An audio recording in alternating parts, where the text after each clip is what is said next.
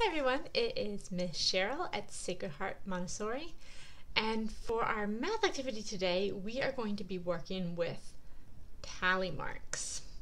Now we've done a lot of practice forming numbers with our tally sticks, and today instead of using the actual tally sticks we're going to try to make tally marks using a pencil or a marker or whatever you have. If you have a whiteboard and dry erase marker, that could work really well, or you can just get some scrap paper.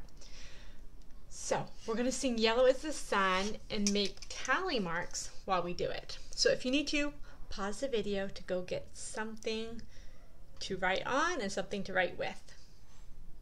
You ready? Alright, we'll start with one. Yellow is the sun, this is only one. Why is the sky so blue? Let me show you two.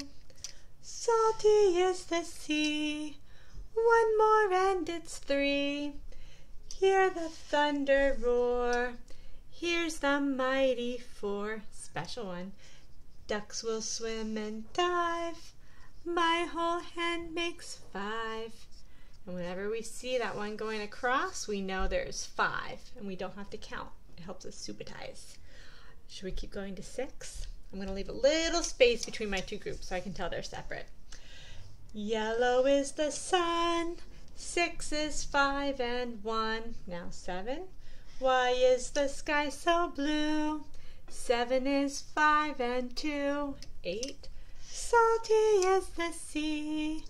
8 is 5 and 3. 9. Hear the thunder roar. 9 is 5 and 4. 10. Ducks will swim and dive. 10 is 5 and 5. Did you get all the way to 10 with your tally marks? Now we can also use tally marks when we are gathering information. So that's what we're going to do. So I'm going to use a paper, and I'm going to give you one example, but you get to pick what kind of information you want to keep track of with tally marks today. So one option, if we were together at school, we could find out how many people live in each person's house. Some people have really small families, some people have big families. There's all different kinds of families. So you could do that. You could think about how many people live in my house. I'm going to write me. In my family there are 5 people. You could decide if you wanted to count pets too. I'm just going to do people. So if I wanted to write that there are 5 people in my house, I would do 4 marks up and 1 across to make 5. Then I could think about some of my neighbors. I could write, we call their house. We could think about how many people live in your neighbor's house or in your family's house. So my parents, I'm going to write parents, my parents. All of us kids are growing up and in our own houses now, so there's only 2 people in their house. 2. Now, I could think about some cousins, and I could write how many people live in each of those houses. I can make a whole list and keep track of how many people are in each house with tally marks. Another thing that I thought could be fun is you could go around to the people in your house and ask them how many pieces of clothing do they have on today. And you could have them tell you. Or you could just look and see how many pieces of clothes can you see. Because sometimes we wear lots of layers and we might not see all of the clothing. So you could count how many pieces of clothing you see on each person in your family today. Or ask them how many they're wearing all together. That would be another option. What else could you do?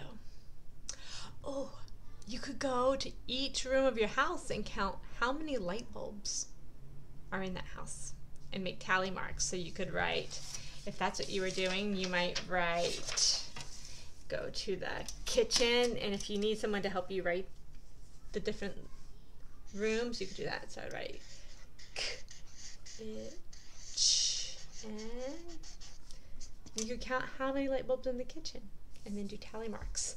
And remember, if it's more, if it was something like 7, you might do 4 tall, 1 across, 2 more, 7.